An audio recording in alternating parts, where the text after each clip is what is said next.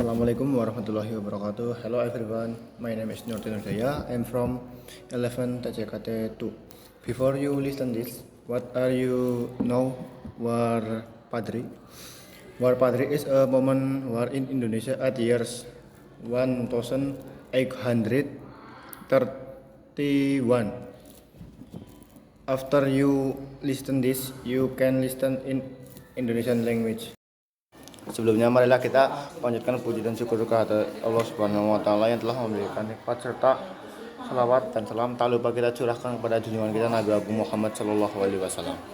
Pada kesempatan kali ini saya akan menyampaikan dakwah mengenai Perang Badri. Perang Badri merupakan konflik yang melibatkan kaum Badri dan kaum Adat di wilayah Kerajaan Pagaruyung, Sumatera Barat. Perang Badri berlangsung sejak awal 1803 sampai 1838. Pada awalnya, Perang Badri diawali dari perang saudara dan berlanjut lawan pemerintahan kolonial Belanda. Perang Badri memiliki latar belakang yang diawali perbedaan prinsip mengenai ajaran kaum Badri dan kaum Adat. Perbedaan pandangan mengenai kebiasaan di Kerajaan Pagaruyung antara Islam dan Adat. Hal ini bermula dari kepulangan 3 haji dari Mekah sekitar tahun 1803, yaitu Haji Miskin, Haji Sumanik, dan Haji Piobang, yang menginginkan penerapan syariat Islam secara sempurna pada masyarakat Minangkabau. Kaum adat dalam kesehariannya menerapkan kebiasaan seperti sabung ayam, judi, dan minum-minuman keras. Hal ini menyebabkan ketidaksepahaman kaum Badri karena melanggar syariat Islam. Perang Badri meletus sebagai perang saudara yang melibatkan suku Minang dan Mandaling. Kaum Badri dipimpin oleh Harimau Nan Salapan sementara kaum Badri dipimpin Harimau Nan Salapan sementara kaum Adat dipimpin Sultan Arifin Munyangsa. Kronologi kaum Badri. Kaum Badri melakukan berbagai cara untuk mengajak masyarakat agar meninggalkan perbuatan yang melanggar syariat Islam. Hal ini menyebabkan konflik di antara keduanya yang terjadi pada tahun 1803. Puncak dari perang saudara terjadi pada tahun 1815.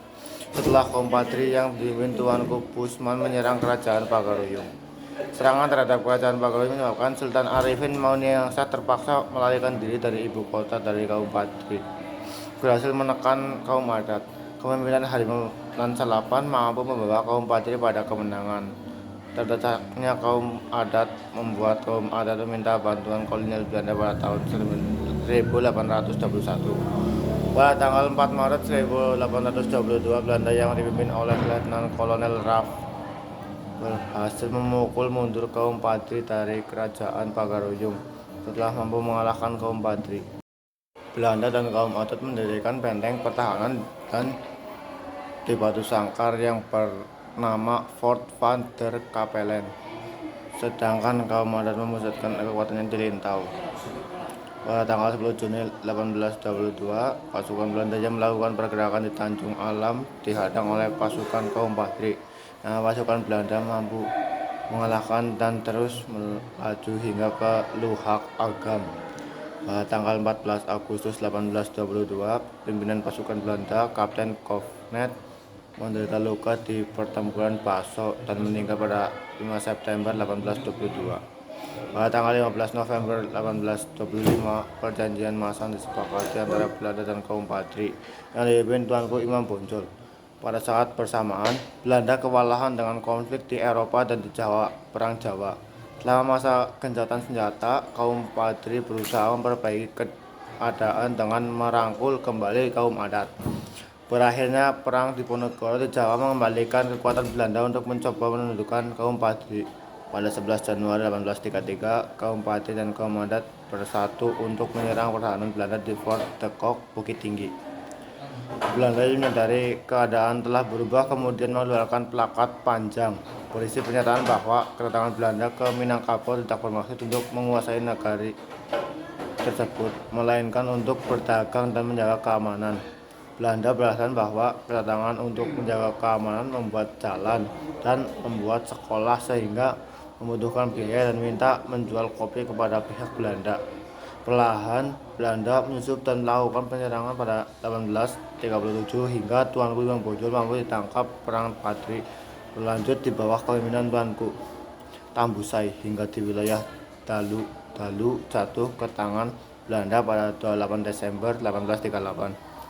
Perang Badar dianggap selesai setelah Tuanku Tambusai bersama sisa-sisa pengikutnya melarikan diri ke negeri Sembilan di Semenanjung Malaya.